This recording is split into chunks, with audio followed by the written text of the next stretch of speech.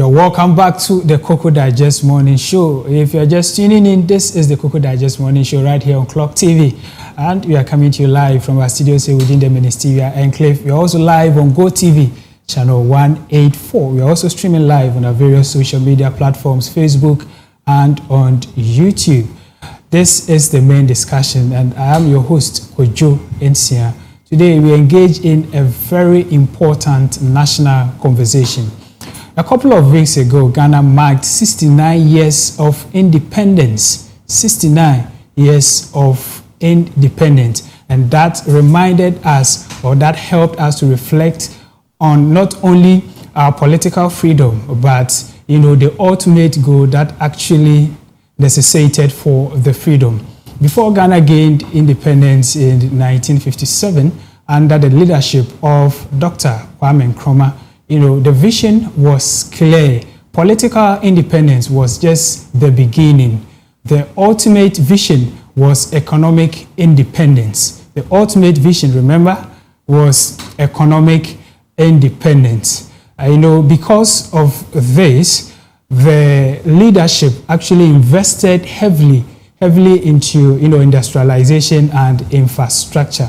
Now, before Ghana could be economically independent, they envisioned a Ghana that would actually produce more of what it consumes, add value to its natural resources, create jobs for its people, and also add value and create industries that actually compete or can compete globally. So to make this vision fruitful, or to make this vision come into bear, they heavily, as I stated, invested in industrialization and infrastructure development. So across the country, factories were built, food processing plants, sugar factories, tomato factories were built. All these factories or all these initiatives were some pillars they are laying down to ensure that Ghana attains economic independence. Nearly 7 decades after independence, some of these factories are sold, others are privatized, others are abandoned. And so today, we are asking a very important question. Ghana at 69, are we economically independent? I ask again, Ghana at 69, are we economically independent? My guests are ready. They are here seated. They are poised and ready for the conversation. But before we start the conversation proper, I want us to take a look at some of these factories that I'm talking about, the purpose of the factory, the year the factories were built, and the state of the factories as we speak currently. Let's take a look at that. And then after that, I'll introduce my guest and we'll start the conversation.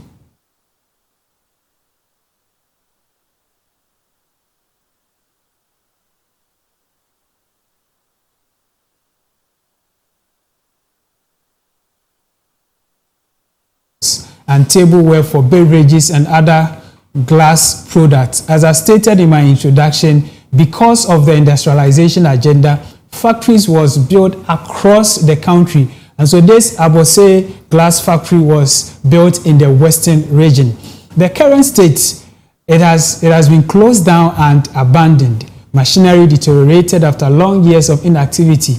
Promises to revive it have not materialized. And in this country, we have a problem with maintenance culture. Producer, can we move on to the next one?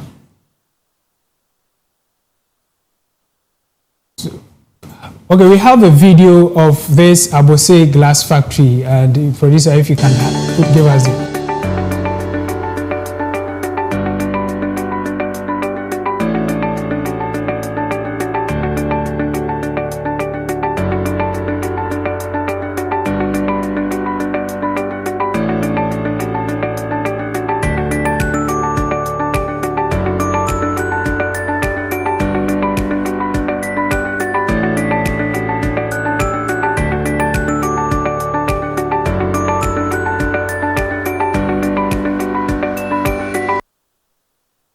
Is the abandoned Abose glass factory. We also have the Gihok Fiber Product Company that was built in 1962 And the purpose was to manufacture sacks for cocoa and agricultural goods, shopping bags and currency sacks. The status, it has been closed. It was closed down in 1991, and it was one of the premier factories of its time before it was closed. Talking about cocoa sacks, recently, per data that we have in 2023-2024, according to the Cocoa Board, Ghana spent about $140 million to import cocoa sacks, whilst we have a factory in Ghana actually which can produce these sacks, but we spent that huge amount of money to actually import these sacks. And so the question again, that the vision that our forefathers, our leaders, proud to independence had, are we following that vision? We also have another, graphics for you, another factory that has been abandoned. Producer, let's take a look at that.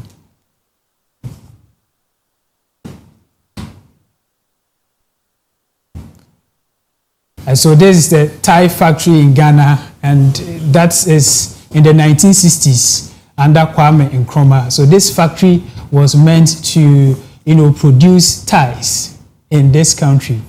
But what do we see in the country currently? We import all these things, whilst we had the factories which were capable to produce these things. Economic independence, it's about self-reliance, being able to produce what you consume. But currently, reports indicate that 34% of our economy, 34% of our economy is actually of imports. That is in terms of service. 34% as of 2024. 34% is of our total GDP can be related to imports, which is something not very good for the country. And so the question remains, 69 years of independence, are we economically independent? Producer, we also have another video before I introduce my guest. We have another video as well. Let's take a look at it. So I introduce my guest and we'll start the ball rolling. So this is the Commander Sugar Factory. Currently, we import sugar. We import tomatoes. We import so many things.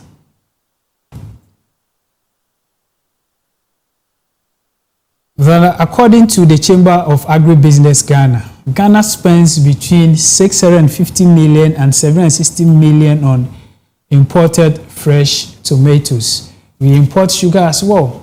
But, in the wisdom of our leaders and wanting Ghana to gain economic independence, they built all these factories so that we'll be able to produce what we consume and not to import them. Yes, so the Commander Sugar Factory was built in 1964, and the purpose was to manufacture sugar locally to reduce dependence on imports. Current status: it became non-operational in early 1990s. Plans to revive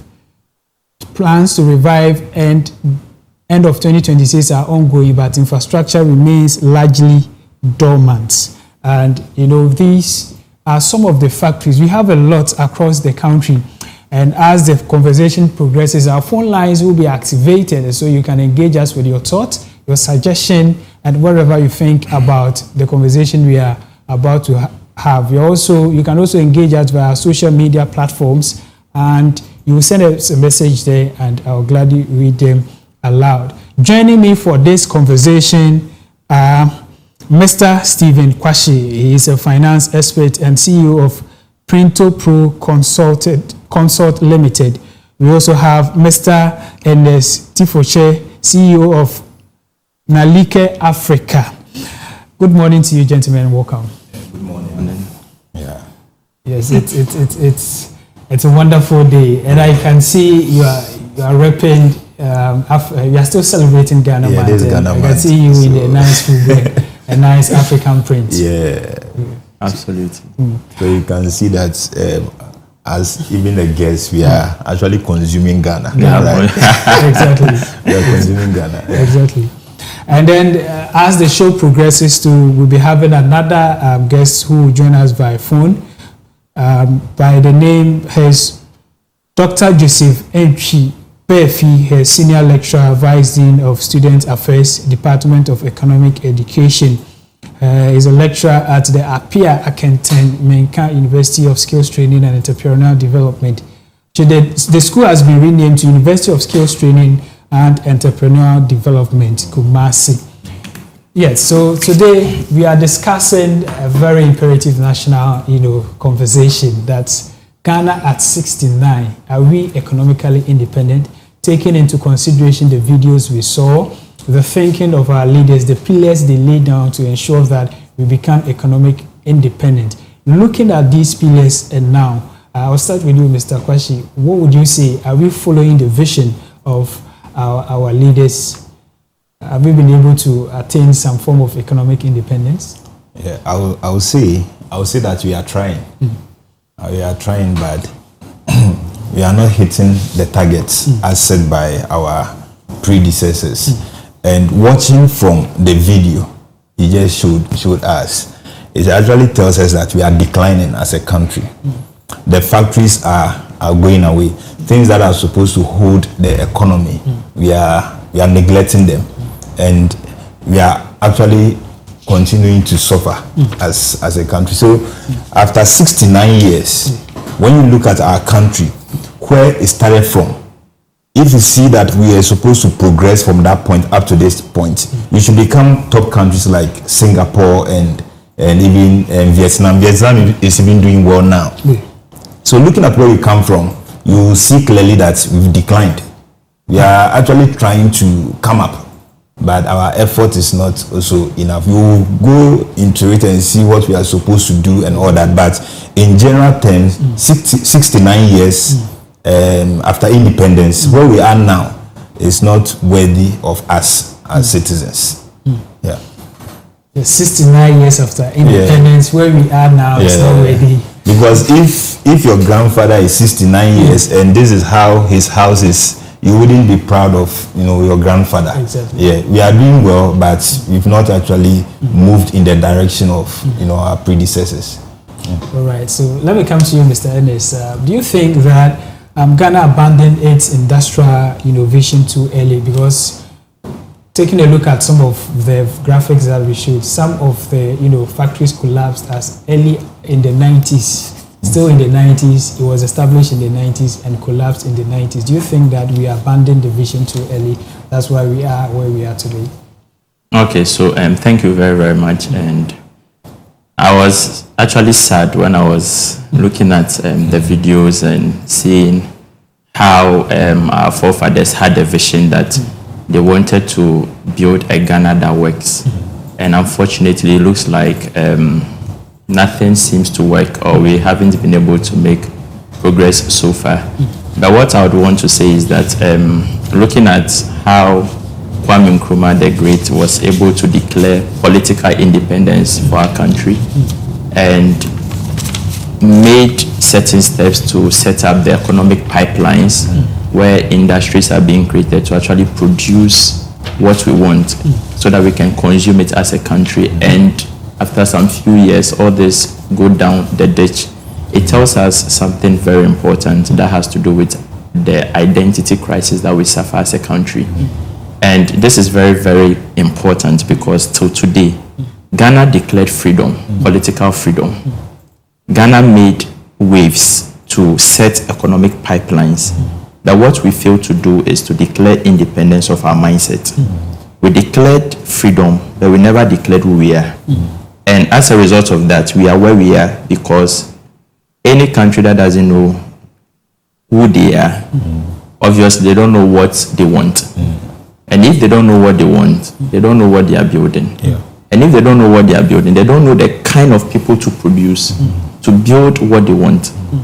And it will still come back like a cycle. We keep recycling the same people from the political aspect, from our DCs, all the institutions, and we still have the same results. Because how can our forefathers set the tone, and we don't know, or we don't have that sense of identity to continue and push it forward?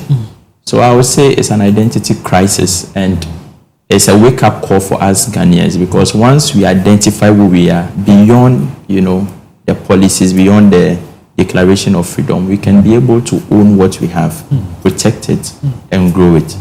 Yes. Wow, one of the most talked about, most of the problems we are facing currently is about youth unemployment. And then as part of the vision, these pillars were meant that industries will be created so that Ghana can create jobs for the youth. There's some of these factories that we made mention of. At its peak, we're employing about 1,600 people. And now that here we are today, what would you say? Would you say that the unemployment level that we are facing today actually stems from our refusal to follow the pillars that were laid down for us? Because right now, as I speak, taking into consideration the recent security services recruitment, about 75,000 graduates applied.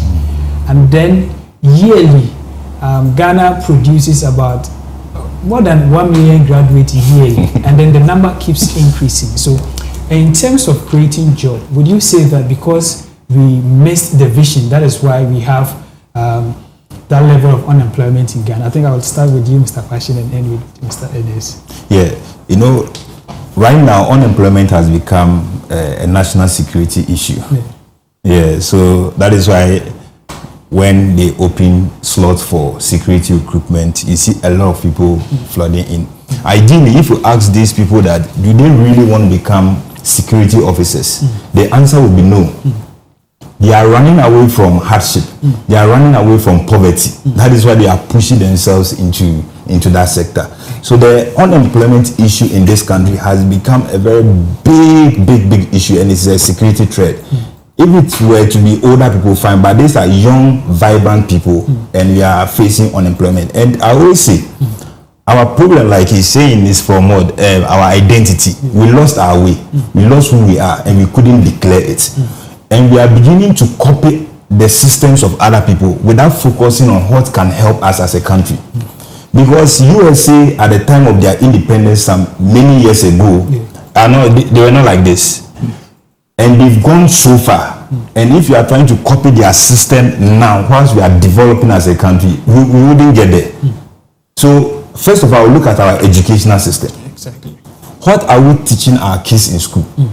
Now I'm hearing about STEM programs. STEM programs, it's not as if it's bad, but all those things are like bold concepts. Now they've adjusted it to what? To STEAM, because now they've added arts into it. What our country needs? We need entrepreneurs. We need innovators. And our educational system should be tailored to produce those kind of people. We're in this country, now we are saying that we want to expand the law school. But have you ever heard that somebody say we want to expand the agri-college? I had 2 people from Ohawu Agri-College to do internship at our farm at Asesewa. And they told me the soil states of their college. It was built during the Kwame Nkrumah time. And if they tell you like the facilities are like the old buildings and all those stuff, but we want to expand the art, not as if it's bad, but you see, we've missed the foundation. The main things that would develop the country so that, when you talk about jobs, you can get them. We are leaving them behind. Because these 500,000 people, they can all fit into agriculture. These 500,000 people. But ask these 500,000 people that, do they want to enter agriculture? They will say no. Because the interest is not there. The interest was not developed when they were in school. I'm from a finance background. How is it that I love agriculture? And then that brings me to my next question. So to you, Mr. Enes, would you say that there's been a mismatch in terms of education, like Mr. Kwasi is saying? What we teach in our various schools is quite different from the reality on the grounds, because since independence, a whole lot of schools have been built. And it looks as though we produce the graduates, and the kind of knowledge we feed them with, when they come out, they don't get the opportunity to help the country with the knowledge they've acquired. So would you say that there's been a mismatch?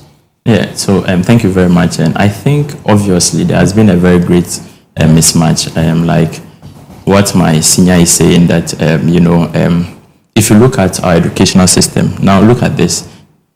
When Ghana gained independence, what happened was that most of the people that the country needed were people who would serve as a clerk. Wow. So people who file documents, who serve a system. Wow. So till today, after 69 years, till today, we are still producing these same people who will come and serve a system. But of course, the opportunities in that system or in those institutions are limited. Yeah, exactly. So it's like the number is more than, the people.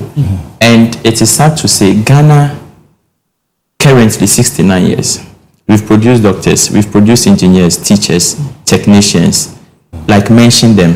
We've been able to build universities, polyclinic, vocational schools, colleges, all this.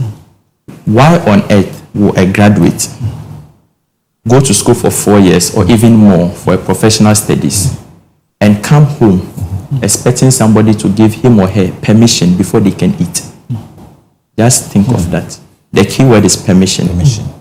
The reason why permission is very important is that when you look at our current design, our educational system is tailored in a way that it doesn't teach a young graduate how to depart. It teaches that young graduate how to arrive.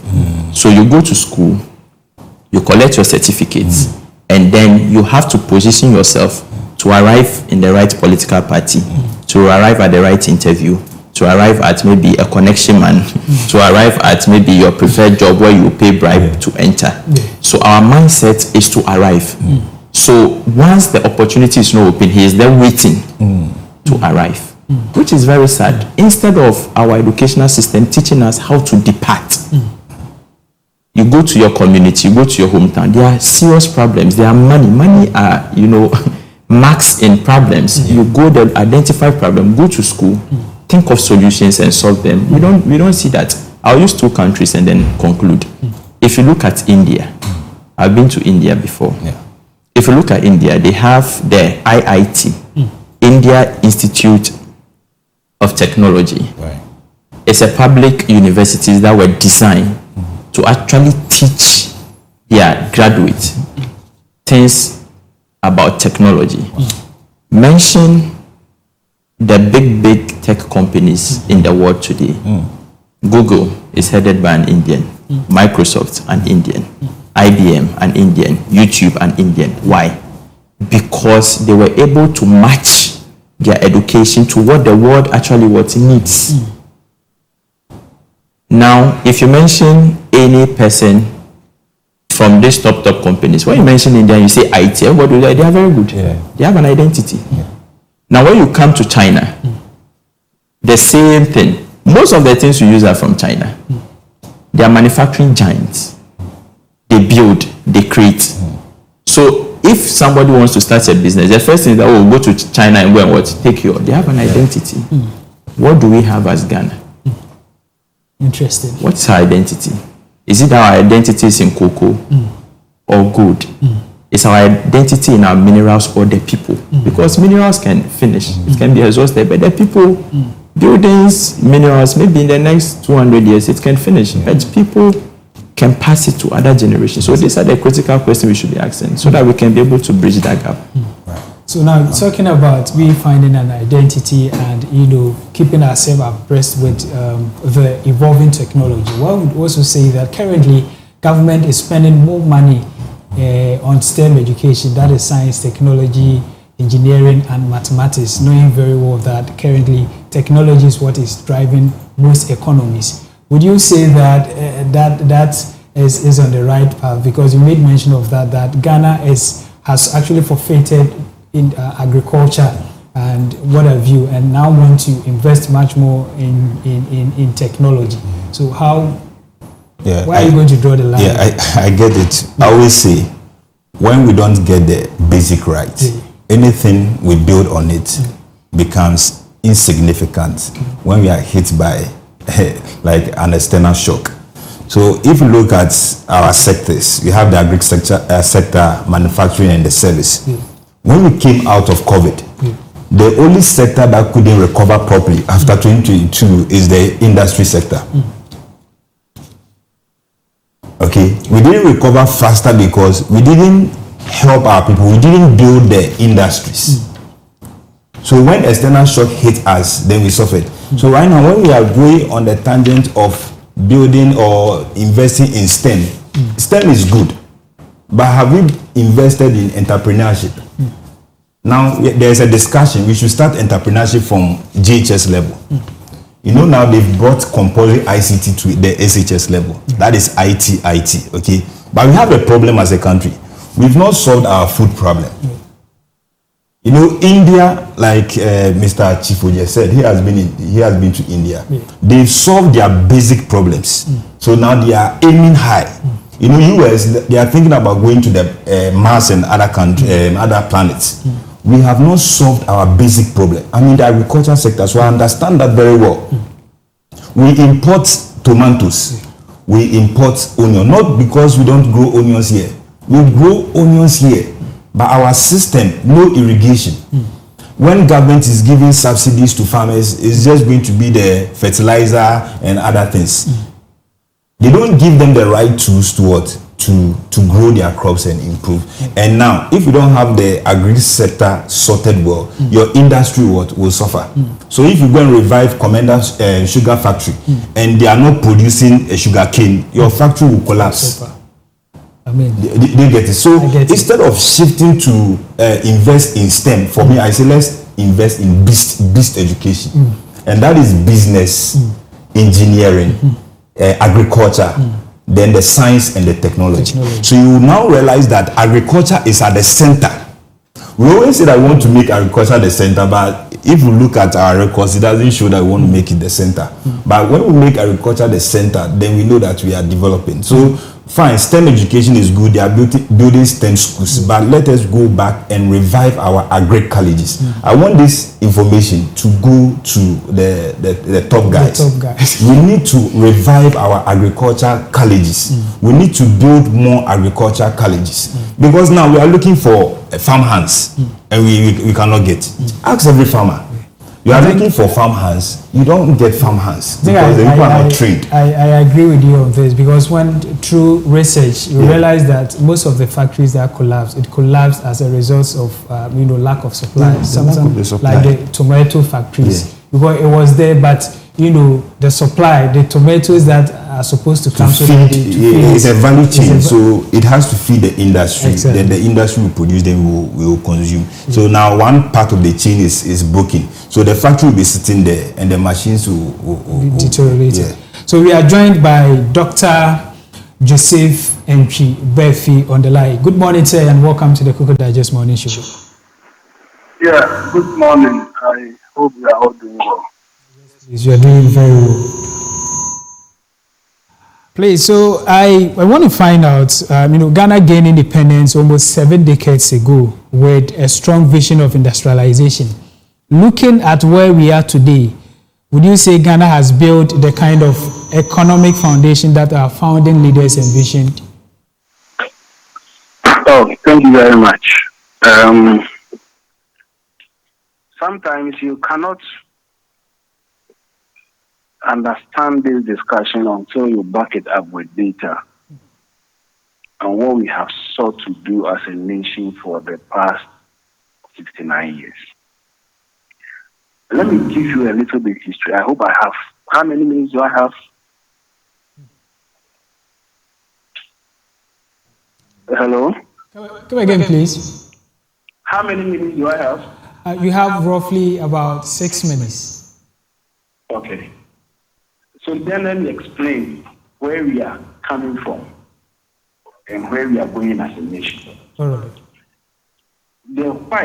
There are three colonial masters, or our colonial masters, pre-colonial times, built this economy in a certain way. They built the economy to be able to produce raw materials and export. That was the vision they had for the economy. so that even the infrastructure at the time spoke to that vision. Infrastructure in terms of roads and railways. When they are building a railway, they build a railway line to be able to convey the raw materials from the hinterland to the ports, and then it's exported. Let me give you, I gave a producer a picture of a railway line as at 1960. I don't know, for the purpose of this discussion, can the producer put that on the... Yes, please. It's on our screen. For the purpose of the discussion, just so that I can situate it for us to understand where we are coming from. Yes, please. It's on our screen as we speak. It's on the screen. Yes, please. I can't see it myself. And no, not this. The picture. Yes. Thank you very much. Look at this railway line and look at the date these railway lines were constructed and the purpose behind the railway line. Look at it from Kumasi on your left-hand side of the screen, where I see it is on my left-hand side. Yeah. Kumasi through to Obuasi. So from Kumasi, the railway line will gather all the cocoa from the hinterlands that comes to Kumasi. Then it will travel through to Obuasi, pick up gold. Through to Awaso and Bukwao, pick up diamond. Through to Prisia Huni Valley, pick up gold again. Through to Manso, then to Takrade, Sekeni Takrade, where the port is exported. On your right-hand side, again, look at Kumasi. You see that railway line was built around 1923. That was the vision they had. Through to Kumasi, then to Nkoko. Then it will pass through Koforidua, where there was a diamond mine. So it will pick cocoa from Kumasi, pick starts from Nkoko, pick diamonds, then passes through Sawam, through to Accra, to Tema, Harbor. The goods are exported. And the railway line in the middle from Uni Valley picks up, they are meant to pick up raw material, get to the port and export it. That was the structure that was good. So they built the structure in such a way that it will meet their vision. So whatever they did, that was how they built the economy. They built the economy to produce raw materials and exports. Post independence, Nkrumah wanted to change the narration. Nkrumah wanted us, because at that time we were importing capital goods, consumer goods, and exporting raw materials. That was the system. So post independence, Nkrumah says, no, I want to set up industry, 7-year development, so that we can move from producing raw material to an industrial economy and later we move to service. The problem with that is that vision didn't work out. You cannot blame the white. They had a vision, they executed it. So you can't blame them. That was the vision they had at the time. They executed it to perfection. Nkrumah comes in, he says, I don't buy into this economic structure. I want to change the structure to meet modern trends at the time. So he started industrialization. For some reason, all the industries Nkrumah built, for some reason, collapsed. Let us look at the structure of the economy post-independence as we have now, and try to see whether it is different from what the white letter. Please put the data on the board. Producer. I shared a certain data with you for the structure of the economy, agriculture, industry, and service. Put the data. I want to make a point. When I finish, I will tell you something that will make them sit up. So we have it on the screen now. Okay. All right. So let me speak to this structure of the economy.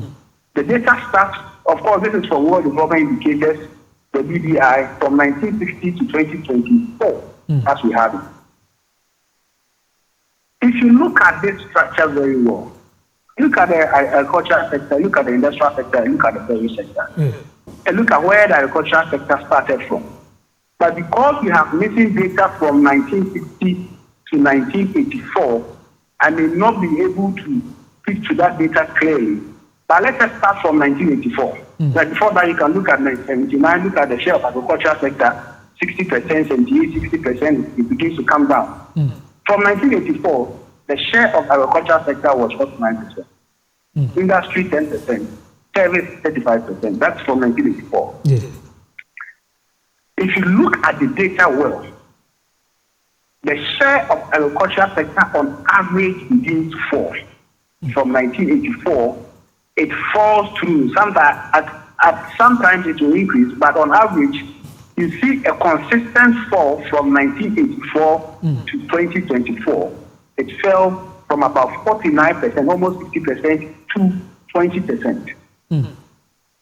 And it's a little bit okay, because when an economy begins to progress, what happens is that the share of agricultural sector will fall.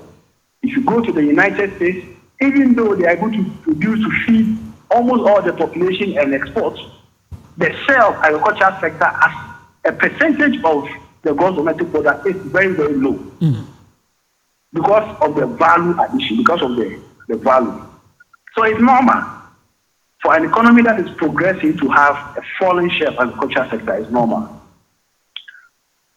When the agricultural sector is falling, when the economy is transiting from traditional sector to modern sector, the next thing you begin to see is that it is the industrial sector that will begin to pick up.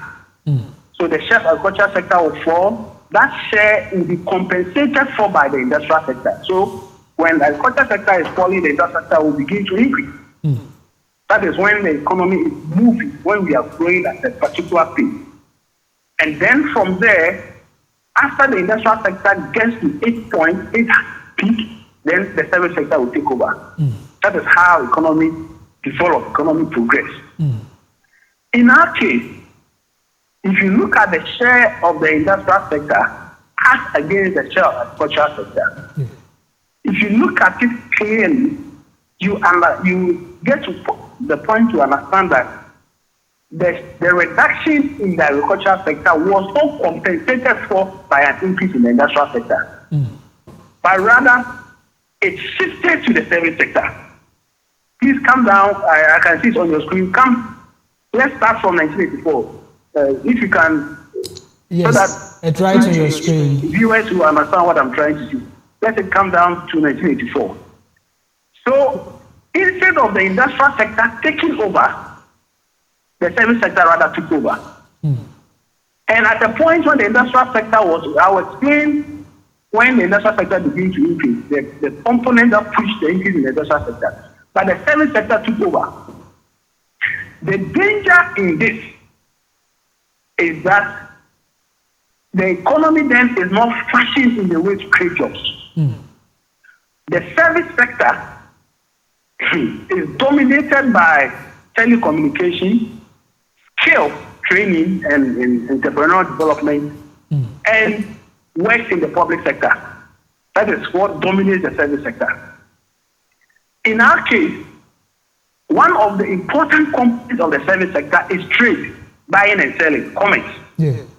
So if you see that the service sector is increasing, it means that people leave the agricultural sector, they don't move to the industrial sector, they move outside, go and get goods from China, US, and come and they buy and come and sell. That makes up a component of the service sector. Then talk about government work and telecommunication and IT and the rest. And you see, these politicians, our leaders, are running away from the fact. They know that the industrial sector has failed. So they are all turning TVET and skills training as a means of creating jobs. TVET and skills training because the industrial sector that is supposed to take a chunk as we move along, that's supposed to increase so that the youth that will be unemployed in the agricultural sector will then be absorbed by the industrial sector. The industrial sector is going to absorb them. So all the youth move to the service sector. I'm not surprised that the European police recruitment and 500,000 people are applied. If you stick behind and look at the structure of the economy, that is how it is. Now, it's the service sector that is taking over. Unfortunately, the service sector is not able to employ as much as the industrial sector, because in the industrial sector, we have forward linkage and backward linkage. Okay. The kind of jobs you can create in the industrial sector, you cannot compare that with the service sector. And so currently, they try to run. Hello? No, yes. So, I mean, currently, when you take a look at our economy, agriculture it forms about 20%, industry 30%, and service 40 to 45%. But then I want to take you back to the railway when you were explaining that these railway lines was actually created to ensure that they export raw materials from the vantage point to be exported. One would also argue that if that is the case, then currently we are following the vision, because it is the same, just that currently we don't use the railways, but we use the tarred roads. That is why when I was starting, I told you that we have to understand where we are. Whatever the white left us post-independence, the structure of the economy they left us, we've not been able to change it. We are still operating the same structure. And when I'm done with this, I'll tell you the export and component of Ghana as we have it now. And we are still doing the same thing. That is why we are not growing. You cannot develop when you leave your industrial sector. You see, let me show you the data. You see that at a point the industrial sector was increasing. The major component of that increase is the extractive industry, mining. It is not that we are building up industries to use up the agricultural inputs for as a downstream sector and as an upstream sector. No, it's because of mining. And so the structure as we have now, I'm not surprised that there is unemployment, because this structure does not support job creation. It does not at all. You cannot create jobs with this structure. That is why they will quickly run to Tibet and entrepreneurship, because it is the service sector that is now dominating. And for you to be able to employ in the service sector, apart from the formal sector, you need skills to be able to employ, to be employed in the service sector. So I want to tell my students, don't just go to school, get a degree, and hope somebody tells you that. No.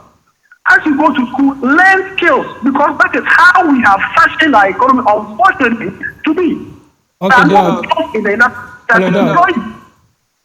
Hello, Doug. Please, I'll come back to you, but I want to engage my guest here about their take on the presentation. Mr. Kwashi, I'll begin with you. What do you make of the presentation? I think Doug is making a very important point. And I think we've actually also emphasized on it. And I said that it is the COVID-19 that exposed our structure, our economic structure. So when other sectors were rising, agriculture and service, it was only the industry sector that couldn't rise because it was weak, and the external shock actually exposed it. So it is exactly what he's saying, and we are actually inheriting the colonial masters system, and that is exactly the point. So after 69 years, if we want to make a major change, it means we need to go back and change the system and declare our identity. You know, we should know what we want. We shouldn't just follow what the Western people are doing. We should just see what is our problem. I told you, one of our basic problems in this country is food. That's our basic problem. Transportation. Today, when I was moving from my house to this place, it took me almost 2 hours to get to this point within Accra. That cannot be possible. Within Accra, it shouldn't take me 2 hours to get here. But that is how our system has been designed, because all of us are moving from the rural places to come to Accra, and the congestion is here. Meanwhile, the opportunities are in the rural areas. So that's how we've actually moved our life all this while. And if after 69 years we want a major change, I always say let us start with agriculture. Let's expand agriculture greatly. Then the agriculture inputs will go and feed the industry. Then we'll take it from, because even if you look at textiles and clothing, that's industry. But with our textiles and clothing companies, they are collapsing, just left with some few ones. And where are they going to get the cotton and all those from? It's from agriculture. So let us look at our agriculture very well. We master our industry, then the service will take care of itself. All right, so Mr. Ellis, when Doug was speaking, he made mention of the fact that, and even Mr. Kwashiorkor, that we've not changed the system we inherited. And before I came to you, he was saying that he has been telling his students to actually learn some skills. So in terms of education and employment, what should be the way forward? How can we, manage our economy in such a way that we can be able to create more jobs? Because currently we have more learned people in the country, which of course we are not benefiting from the knowledge they have achieved. So going forward, what are some of the things that we can do to ensure that we actually tap into the knowledge of these young people? So what I would want to say a very big thank you to Doug for such a an eye opener with his presentation, and for what we have to do. I think you will be shocked to know that like most Ghanaians are employed, but just that most of them are in the informal sector, and we live in a system where the statistics and the frameworks that are being used to judge a country are even borrowed. So if you are not, in quotes, in the formal space, then anything you are doing in the informal feels like you are being invisible, undervalued, and not recognized. And so what I would want to say is that if we really want to open the space up, then individuals shouldn't shy away from the informal space. Because like what my senior was saying, that a lot of people want to come to Accra, but there are a lot of opportunities back home. So why would you go to school, collect a degree, and you are coming to Accra for somebody to give you permission to eat, whilst you can actually create or do something back home? And I think this is very important, because once you are able to tune our mind that the informal sector is also good, the woman who wakes up 5 o'clock, set up her watcher joint, employs 3 people. The mechanic that when your tire punches, you go to him for him to fix it for you, even though you have a degree in mechanics. You cannot even fix it yourself. So you realize that once we start thinking of, solution, once we start thinking of reorienting ourselves to rather be solutions than looking for opportunities where we can take than to give, then you realize that the whole conversation changes. So I always say that a country that doesn't build its people to fix things will end up spending its lifetime paying people to fix it. And that's what we are seeing now. Right. We even pay people to feed us, which is so wrong. Have a lot of land. So let me get to Doug. Hello, Doug. Hello. Yeah, I'm available. All right. So I want you to throw more light on why Ghana still depend heavily on imports rather. Why Ghana still depend heavily on imports? Statistics shows that about 34% of our GDP is all about imports, and then you tell us the way forward.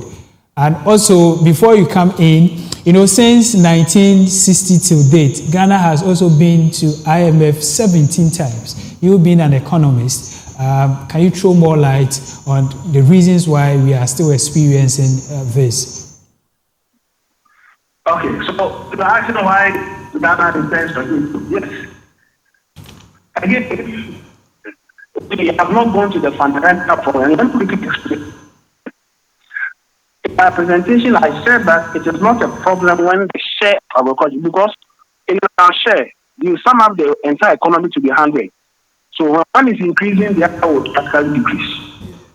The one that is dictating in percentage doesn't mean that it is also dictating in terms of value. The value can increase, but when the economy becomes bigger, in percentage-wise, it's okay. So it does not necessarily mean that when the agricultural sector is reducing, it means that the economy is suffering. If the agriculture sector is reduced and the value of the agriculture sector has increased because it is a share of a total cake, it is share, you will see that the percentage can still reduce from 15 to 8. But in terms of value, even at 8%, the value would have been higher than at 18%. So that shouldn't be a problem. If the agriculture sector is 10, because as a share of the total gross domestic product, it shouldn't be a problem. What is the problem is that we are now trying to ignore the fact that you can keep the industrial sector and grow. You see, the agricultural sector can increase in value, and that is perfectly so. But if the industrial sector is not able to absorb that value, that change, it becomes a problem. And so we are forced to go and get consumer goods that would have produced by the industrial sector. So all the consumer goods you go to buy, including toothpaste and whatever, it's because you are not using the value, the correct value in the agricultural sector. And it has been a problem. And I was happy when another government came and started to build industries because I thought that it is the way to go. But the country in South America, called Aruba, the entire country relies on oil refining. Only oil refining. Because of the forward linkage and backward linkage, the kind of things you can get, chemicals, fertilizers, whatever from oil refining. That one alone will bring forth so many industries. Oil refinery alone, they only refine. So for the industrial sector, it's able to set it up currently. We take out all these political shenanigans and we focus on building industries, making it work. That is the only way we can change the structure of the economy we have as of now. Or else we will increasingly be hit by external shocks. And there's nothing we can do about it. If you are always importing, if the problem is somewhere, then you have an external shock. But if you're able to produce these basic things yourself, and there's a problem somewhere, you will help yourself, so you don't have any issue. So until we are able to set up, change the structure as we had pre-colonial times, and decide that we are moving the economy away from primary production to the industrial sector. And later, because the service sector is automatic, once the industrial sector is doing well, issues in the service sector, like retail, it comes up by itself. Transportation, it comes up by itself if the industrial sector is doing well, because you cannot set up an industry at a place where the network is bad. Yeah. It is not possible. So you force to construct, set up the industry. When you finish, you force to construct a road that the goods will have to be transported to go and sell. The industry is a particular place. Nobody will tell that go and open a restaurant closer to the industry. So the service sector is the sector, and the network between the industrial sector and the service sector is automatic. Because if there's a university somewhere, private man will also together. Nobody tells the private man to do that. So the industrial sector, the activities in the industrial sector becomes an automatic venture. Activities in the service sector becomes an automatic venture when the industrial sector is doing well. Exactly. So you cannot keep and develop activity when we don't have a plan that will move us from what we are seeing now. Because the structure we have now is sick. This economy is sick. The entire structure is sick. It doesn't support anything. And this structure is always external shock. Until you stop the industrial sector, processed food that will encourage like setting up companies that will manufacture classes and all those things to be used by the agricultural sector for both upstream and downstream. We will continue like this, going in circles, and will never develop. Thank you very much. So Dr. whatever Nkrumah came to do as a having 7-year plan, 30% and making the industry speak. You cannot get it. All countries that have developed go through the of an industrial revolution. China, India, they go through industrial sector revolution before the service sector takes over. Thank you very much, Doug. Before you go, I would like to ask that should Ghana focus more on skilled training and technical education to reduce the unemployment rate, since you are into the education sector as well? And the structure we have now, that's the only option.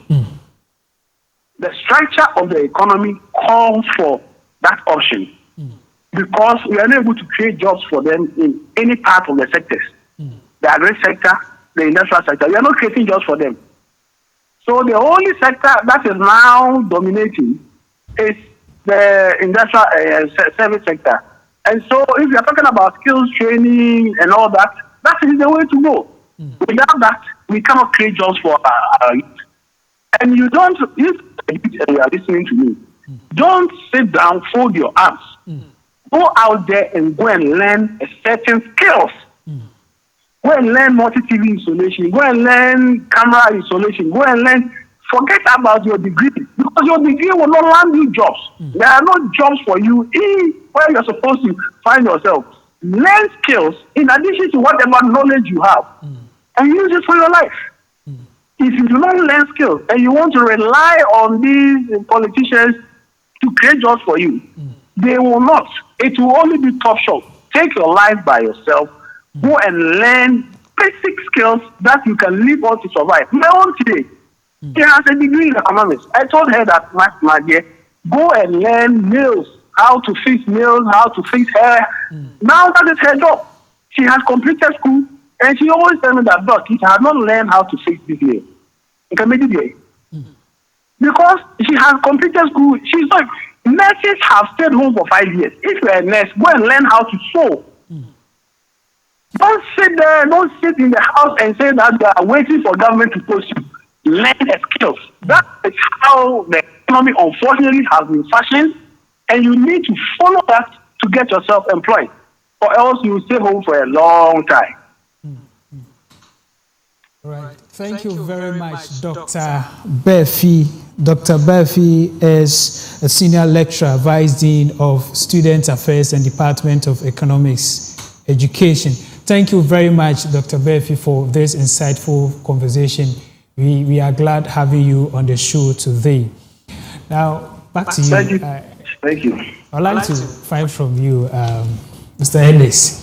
What do you think are the practical steps Ghana can take to strengthen local industries to reduce dependence on foreign, economies? Since, as Doug is saying, right now, if you have a master's degree, you have a degree, whatever degree it is, you have to learn skills to be able to get job for yourself. Because if you sit down there, the service industry is already occupied. Yeah. There's pressure there.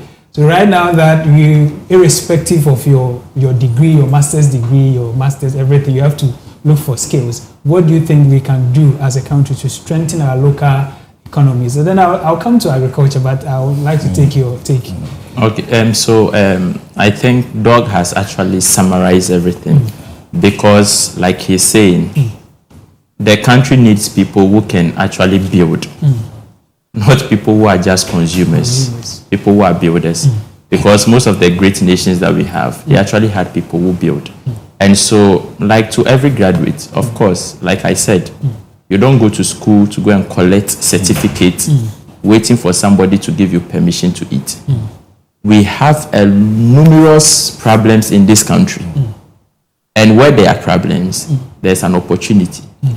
And so instead of us looking at the politicians especially for contracts, for gigs, for connections and all that, let's look to our community and look at the problems that we have and then provide practical solutions to them. You can mention it from the agriculture space. You are a nurse, you are not being posted. You can go back to your village and support and volunteer. You can learn another skill that will give you a passive income whilst you are waiting on the government. Sure. And the truth of the matter is that I want to really touch on these two things before I even hand over, because that will be my last statement. Two things. The first one with our political structure in this country. That has also greatly contributed to unemployment. The reason is that all the regions, all people have political lines. And so they always look up to the government. Okay, jobs must come from the government. Contract must come from the government. You have to be in this party to get this. You have to work on yourself and position yourself when your party comes into power, and they'll put you on. So it has created a situation where people are more dependent, and that when you want to be independent, they punish you. The system punishes you. Because the system encourages people who look up to politicians. And obviously, looking up to somebody who, in quotes, not all of them even have proven themselves to have built something for this country. Exactly. Probably because they've been foot soldiers for so many years, so they get opportunity and they become godfathers. Yeah. You know, we genuinely, if we really want to grow as a country, that those political lines, those political divides, we must find ways and means to think of Ghana as a one unit and move with a sense of direction. And move with a sense of direction. And the second one too is the religious body. It's a very sensitive area to talk about, but you know, sometimes the truth must come with clarity and kindness. See, most churches, mosques are full. A lot of these graduates are going there to seek essence. They want to contribute to something, and if they are not able to find it, they go there to console themselves. And trust me, it's also an opportunity for a religious body to look at, oh, okay, we have the numbers, we have the people. How do we transform these people into people who can build something, who can make something out of their life? How do we introduce, like, how to sew, how to make nails, how to do leather shoes? How do we connect them? How do we fund them? They are all opportunities avenue. And once we start thinking in that direction, we start moving away from creating congregations and creating the nations. Because a church also has a sense of direction. But if we can leverage on that and look at our young people, it's not their fault that we are like this. Our leaders, most of them have literally failed us. To be honest, they've literally failed us. Those times they had the work waiting for them.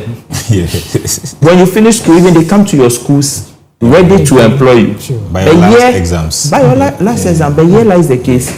You have 1,500 openings and you have over 100,000 people applying. That alone should tell you that we've missed it. And we have to look at all the avenues that have influence and leverage on it. Ghana is 69. Ghana is not too old. But when you are 69 heading to 70, we expect that you are almost about ending your life. So you should have wisdom. And wisdom is to navigate back and look at what are we not doing right? And what kind of people do we want to build as a nation with a sense of direction? And let's move towards that path. Once we start thinking that everything will fall in place, what's a nation that is working, nobody will go about looking for a job. Exactly.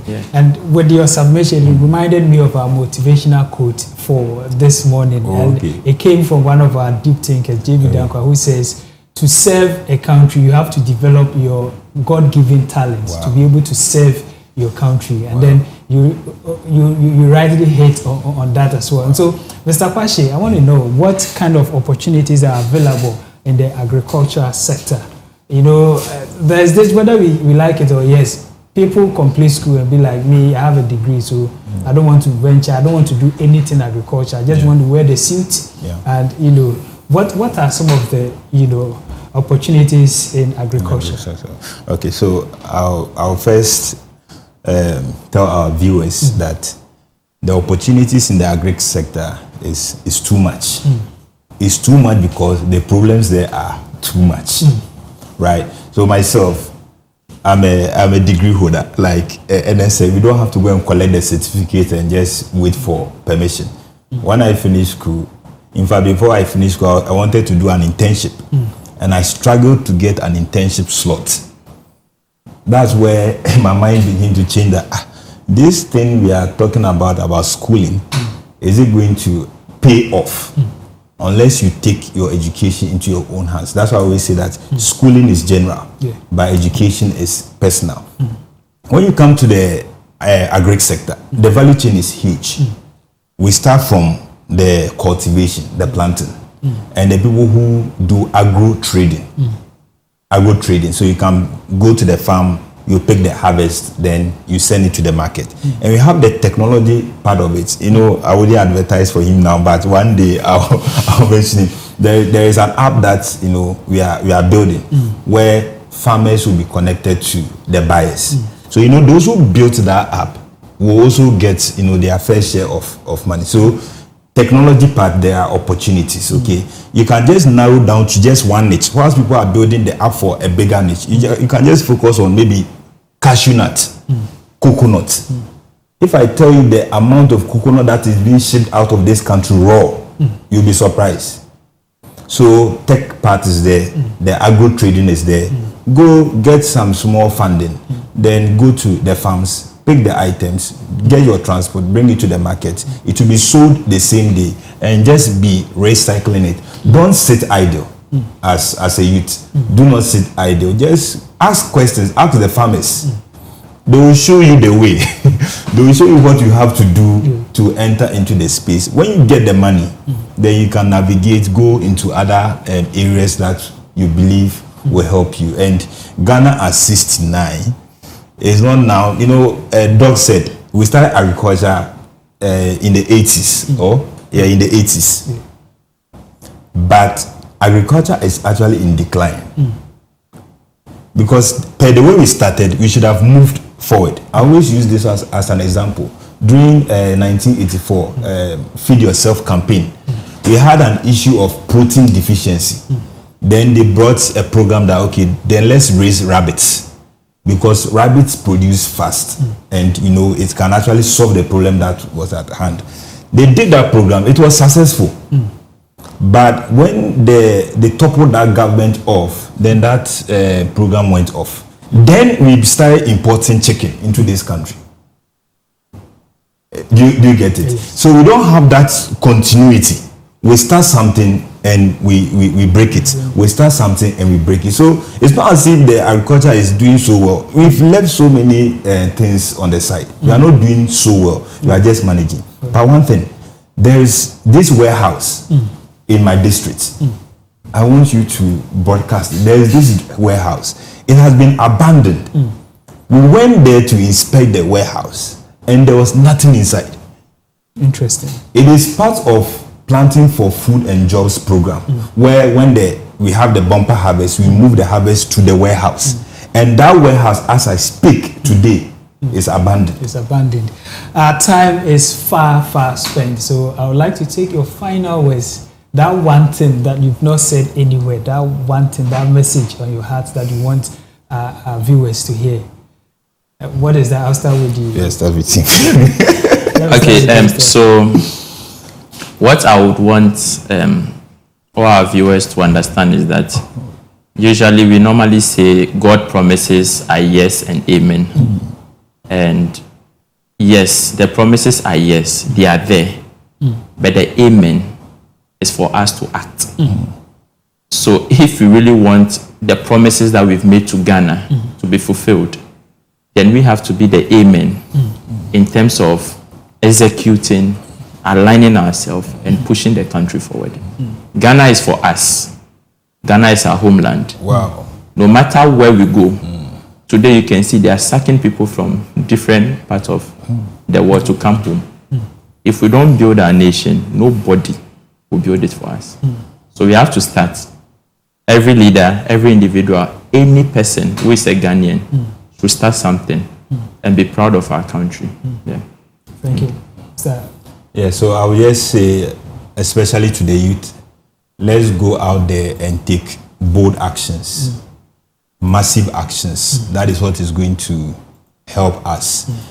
Enough of the reading. Always say we've learned about so many things, but we've not actually learned the resource that we are supposed to get. So let's go out there, put what our knowledge into practice, and let's take bold actions.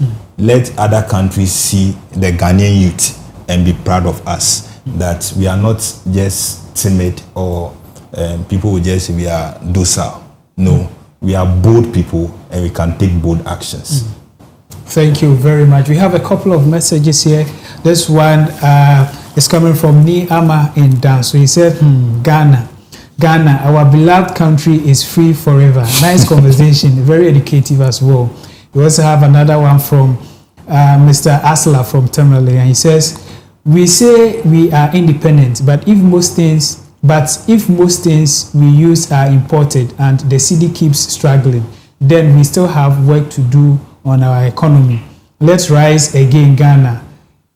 Even Singapore is way ahead of us. We have another one from Kweku Noah from Tema. He says, young people are ready to work, but without real opportunities, independence doesn't feel complete for many Ghanaians. And thank you for your messages. We're very grateful. And this has been the main segment. We discussed Ghana at 69. Are we economically independent? And you heard from my guest right here, some stating that we've actually lost our identity. And Mr. Dr. Beff also said that the plan or the structure we inherited from our colonial masters, that's what we are still following, and that job creation depends on the structure we are using. I know you learned a lot, and thank you for staying with us. And I want to thank my guest right here, Mr.